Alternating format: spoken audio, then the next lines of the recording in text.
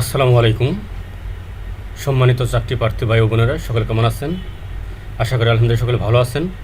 আমিও আপনাদের আলহামদুলিল্লাহ ভালো আছি।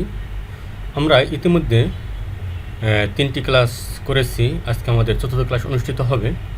আমরা সূরা বাকারার উপর সংক্ষিপ্ত প্রশ্নগুলো আলোচনা করেছি এবং আমরা এমসিকিউ আলোচনা করতেছি। ইতিমধ্যে আমরা 2টি ক্লাসে 144টি এমসিকিউ আলোচনা করেছি।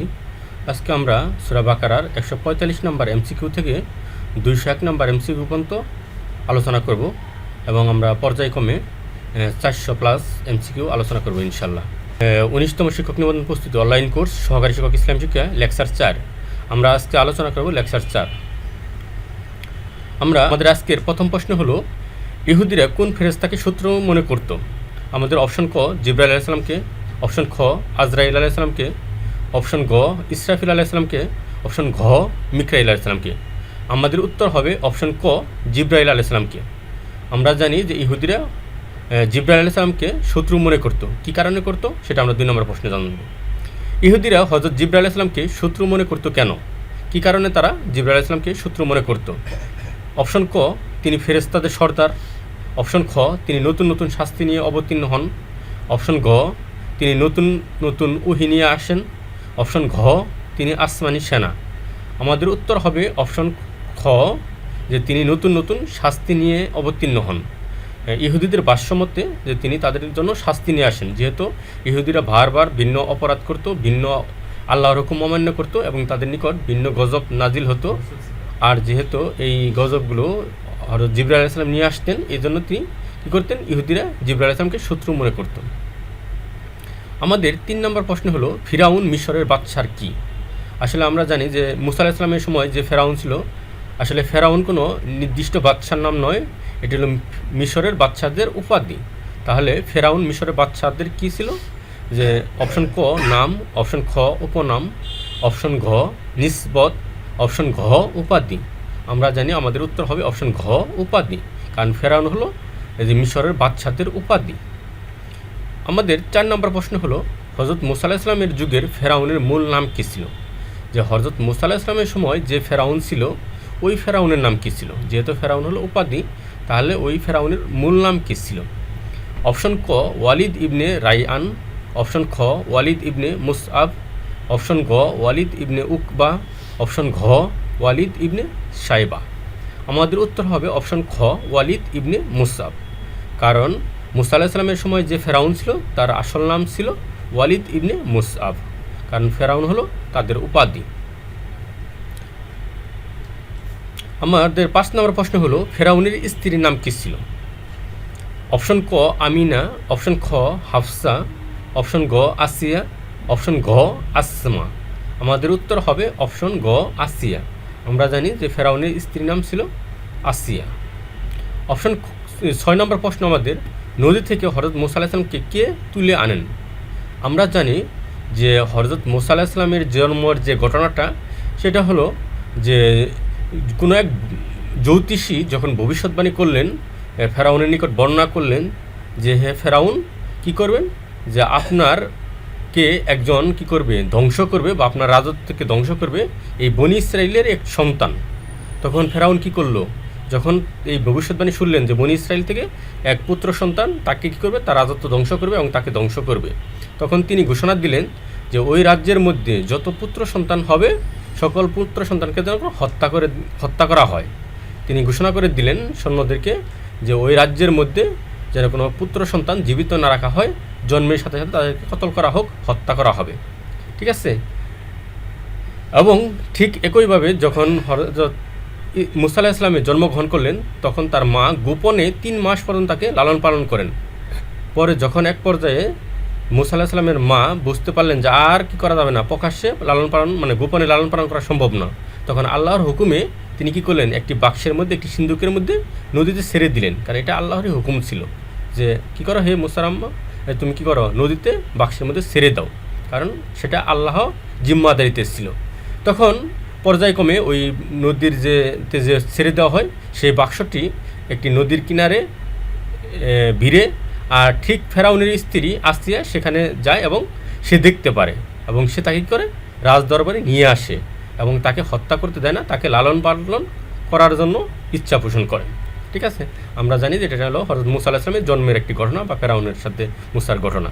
তাহলে ঠিক 6 নম্বর প্রশ্ন হলো নদী থেকে হযরত মুসা আলাইহিস সালামকে তুলে আনেন কে? ফিরাউনের স্ত্রী আসিয়া। তাহলে অপশন ক হান্না, অপশন খ ফিরাউনের স্ত্রী আসিয়া, অপশন গ আসমা, অপশন ঘ ইউকাবা। আমরা জানি যে ফেরাউনের স্ত্রী আসিয়া তাকে তুলে নিয়ে আসে। তাহলে আমাদের উত্তর হবে অপশন খ ফিরাউনের স্ত্রী আসিয়া। আমাদের 7 নম্বর প্রশ্ন হলো বনি ইসরাইলকে আল্লাহ তাআলা কাদের কবল থেকে মুক্তি দিয়েছিলেন? অপশন ক নমরুদের কবল থেকে, অপশন খ নমরুদের সম্প্রদায়ের কবল থেকে, অপশন ঘ ফিরাউনের সম্প্রদায়ের কবল থেকে, অপশন ঘ ফিরাউনের কবল থেকে। আমরা জানি বনি ইসরায়েলকে কী করে আল্লাহ তাআলা অপশন গ ফেরাউনের সম্প্রদায়ের কবল থেকে রক্ষা করে। কারণ ফেরাউনের সম্প্রদায় কী করে বনি ইসরায়েলের পিছনে এবং তাদেরকে হত্যা করার জন্য তাদেরকে পিছনে লেগে যায় বা তাদেরকে হত্যা করার জন্য আক্রমণ করে। আমাদের 8 নম্বর প্রশ্ন হলো ফিরাউন বনি ইসরায়েলের উপর কী ধরনের নির্যাতন করত? আমরা জানি অপশন ক শারীরিক নির্যাতন, অপশন খ মানসিক নির্যাতন, অপশন গ আর্থিক ক্ষতি সাধন, অপশন ঘ পুত্র সন্তান হত্যাকরণ। আমরা জানি যে জ্যোতিষীর ভবিষ্যৎবাণীর পর থেকে তিনি সকল পুত্র সন্তানকে হত্যা করার জন্য বলেন। তাহলে আমাদের উত্তর হবে অপশন ঘ পুত্র সন্তান হত্যাকরণ।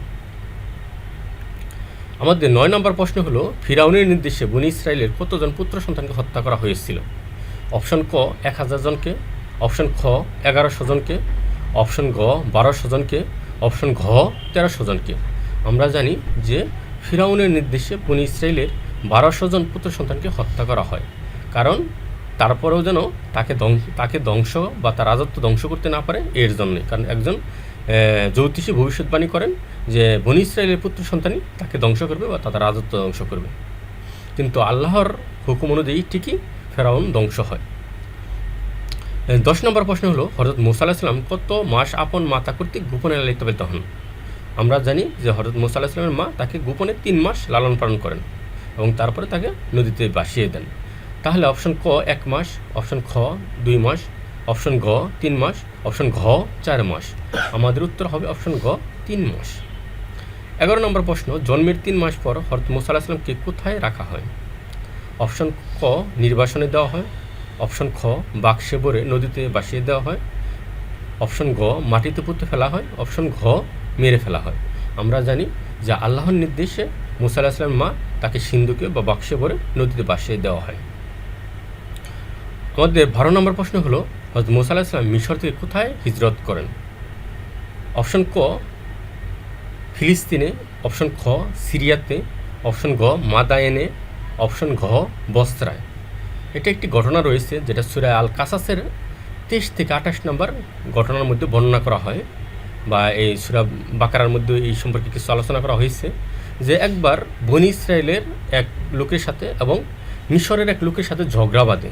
তখন কি করে হযরত মুসা আলাইহিস সালাম মিশরের ওই লোকটাকে ভুলবশত থাপ্পড় মারে বা আঘাত করে, ওই লোকটি করে মারা যান। তখন মুসা আলাইহিস সালামকে হত্যা বা মৃত্যুদণ্ডের আদেশ দেওয়া হয়। তখন তিনি ভয়ে কী করেন, মৃত্যুদণ্ডের ভয়ে তিনি মিশর থেকে মাদায়েনে পলায়ন করেন। আর মাদায়েনটা হলো মদিনার উত্তর পশ্চিম দিকে, যেটা তাবুক অঞ্চলের দিকে। ঠিক আছে, এটা হলো সৌদি আরবের একটা অংশ মাদায়েনে। তিনি মাদায়েনে গমন করেন। ঠিক মাদায়েনে গমন করার পর তিনি গিয়ে দেখেন যে একটি মাঠের মধ্যে রাখালরা কী করে দেখতেছে, পানি পান করাচ্ছে তাদের বকরি বা ছাগল বা উটদেরকে, এবং পাশেই 2টি মেয়ে বসে আছে। তখন তাদেরকে জিজ্ঞেস করলেন তোমরা এখানে বসে আসছো কেন? তারা বলল যে আমাদের কোনো ভাই নেই, আমরাও মাঠে বকরি চড়াতে আসছি, কিন্তু পুরুষদের কারণে বা ছেলেদের কারণে আমরা তাদেরকে পানি পান করাতে পারতেছি না। তখন কী করলেন মুসা আলাইহিস সালাম তাদের বকরিদেরকে পানি পান করার ব্যবস্থা করে দেন এবং ঠিক মেয়ে 2টি গিয়ে কী করে তার বাবার কাছে, যেটা ভিন্ন মতে তার বাবা ছিল হযরত শুআয়ব আলাইহিস সালাম, তার কাছে এই ঘটনা বর্ণনা করেন এবং তারা কী করে শুআয়ব আলাইহিস সালাম হযরত মুসা আলাইহিস সালামকে তার নিকট আহ্বান ডাকে এবং তার নিকট নিয়ে যান এবং সেখানে তার এক কন্যার সাথে তাকে বিবাহ দেন এবং সেখানে তিনি করেন 10 বছর সেখানে সংসার করেন বা তাদের সাথে 10 বছর সেখানে মাদায়েন শহরে থাকেন। ঠিক আছে, তাহলে এটা সূরা কাসাসের মধ্যে রয়েছে এবং সূরা বাকারার মধ্যে ওই ঘটনাটি রয়েছে যে হযরত মুসা আলাইহিস সালাম মিশর থেকে কোথায় হিজরত করেন বা কোথায় পলায়ন করেন, মাদায়েন শহরে। আমাদের 13 নম্বর প্রশ্ন হলো হযরত মুসা আলাইহিস সালাম মাদানে কত বছর অবস্থান করেন? অপশন ক 10 বছর, অপশন খ 11 বছর, অপশন গ 12 বছর, অপশন ঘ 13 বছর। আমরা জানি যে মুসা আলাইহিস সালাম মাদান শহরে 10 বছর অবস্থান করেন। তাহলে আমাদের উত্তর হবে অপশন ক 10 বছর। আমাদের 14 নম্বর প্রশ্ন হলো বনি ইসরায়েলের আদি নিবাস কোথায়? আমরা জানি যে বনি ইসরায়েলের আদি নিবাস হলো ফিলিস্তিন বা জেরুজালেমে। তাহলে অপশন ক ইরাক, অপশন খ জেরুজালেম বা ফিলিস্তিন, অপশন গ ইরান, অপশন ঘ আফগানিস্তান। তাহলে আমাদের উত্তর হবে অপশন খ জেরুজালেম বা ফিলিস্তিন। আমাদের 15 নম্বর প্রশ্ন হলো হযরত মুসা আলাইহিস সালামের আমলে ফিলিস্তিনে কারা আধিপত্য বিস্তার করেছিল? অপশন ক আদ জাতি, অপশন খ বনি ইসরাইল, অপশন গ আমালিকা জাতি, অপশন ঘ সামুদ জাতি। আমাদের উত্তর হবে অপশন গ আমালিকা জাতি। কি করে? হযরত মুসা আলাইহিস সালাম এর আমলে ফিলিস্তিনে কারা আধিপত্য বিস্তার করে? আমালিকা সম্প্রদায়। আমাদের 16 নম্বর প্রশ্ন হলো বনি ইসরাইল আল্লাহর সাথে কতটি অঙ্গীকারে আবদ্ধ হয়েছিল? অপশন ক 2টি, অপশন খ 3টি, অপশন গ 4টি, অপশন ঘ 5টি। আমাদের উত্তর হবে অপশন খ 3টি। আমাদের 17 নম্বর প্রশ্ন হলো ওয়াইজ আতাইনা আর আমি যখন দান করেছিলাম মুসা আলাইহিস সালামকে আল কিতাব মানে তাওরাত, অল ফুরকান এবং সত্য মিথ্যার পার্থক্যকারী। এই আয়াতে ফুরকান দ্বারা কি বোঝানো হয়েছে? এখানে মূলত ফুরকান দ্বারা হযরত মুসা আলাইহিস সালামের মুজিজাকে উদ্দেশ্য করা হয়েছে। কারণ ইহুদিরা যখন তার কাছে ভিন্ন সমস্যা নিয়ে আসতো বা ভিন্ন সমস্যার কথা বলতো বা ভিন্ন চ্যালেঞ্জ গ্রহণ করতো, তখন তিনি কী করতেন? তার মুজিজা দ্বারা ওইগুলো মোকাবেলা করতেন। এই কারণে বলা হয়েছে ওয়াইজ আতাইনা আর আমি যখন তাকে দান করেছিলাম মুসাকে কিতাব মানে তাওরাত, অল ফুরকান মানে সত্য মিথ্যার পার্থক্যকারী হিসাবে কি দিয়েছিল?